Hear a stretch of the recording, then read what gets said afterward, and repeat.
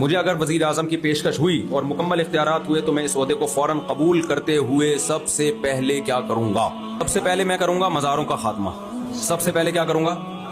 مذہب عاملوں کی دکانیں بند. تعویذ گنڈوں کا چاہے دیوبندی ہو، چاہے بریلوی ہو، چاہے اہل حدیث ہو، چاہے بزرگ کا خلیفہ ہو، پابندی ہوگی. آئندہ کسی نے جن بھگانے کی کوشش کی تو دیکھو ہم کیا ہوتے ہیں. عاملوں کا جتنی چاہے سارے تعویذ گنڈوں کی دکانیں بند کروں گا میں.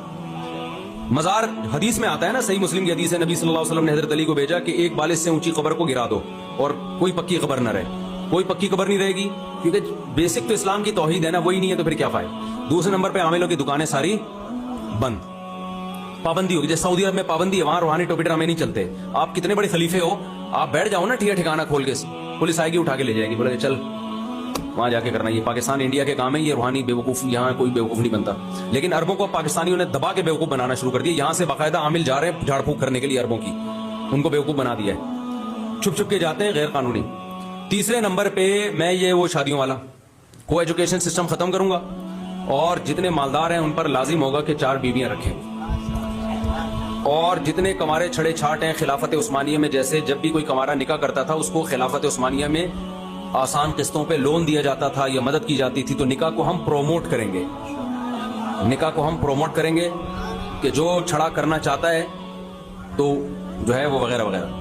اچھا، اس میں یہ ہوگا کہ جب سب 4 شادیاں کریں گے لڑکیاں مارکیٹ سے کیا ہو جائیں گی؟ چھاٹ ہو جائیں گی. تو جو چھڑے چھاٹ کو ایک بھی نہیں مل رہی وہ کیا کرے گا؟ پھر تو نہیں ملیں گی. بہت سے کمارے چھڑے چھاٹ ہوں گے تو پھر ہم ان کو باہر امریکہ بھیجیں گے انگریز لڑکیوں سے شادیوں کے لیے. جاپان سے بھائی ہم دوسرے ملکوں سے مذاکرات کریں گے کہ بھائی ہمارے ہاں مالداروں نے 4 رکھ لی ہیں، یہ بیچارے غریب لوگ بیٹھے ہوئے ان کو ایک بھی نہیں مل رہی. تو پھر جاپان سے کنٹینر بھر کے آئے گا، بیویاں امپورٹ ہوں گی وہاں سے، ٹھیک ہے نا. تو چینگ پونگ پھر چانچی یہ چائنیز سے اس طرح کی چیز آئے گی کیونکہ ان کو اچھے شوہر نہیں مل رہے. ان کے یہاں یہ بڑا مسئلہ ہے. ان لوگوں کے یہاں بھی مسئلہ ہے، گورا شادی بدی تھوڑی کرتا ہے. تو وہاں جو بھی پھر دھڑا دھڑ اسلام سے پھر سارے گورے کمارے رہ جائیں گے. پھر اسپیڈ نسل کس کی بڑھے گی؟ ہماری نسل بڑھے گی. پھر غوری آیا، وہ خاتم حسین رضوی نے کہا تھا نا کوئی قرضہ مانگے گا تو انہوں نے کہا میزائل آیا اور IMF کو ہم سود نہیں دیں گے.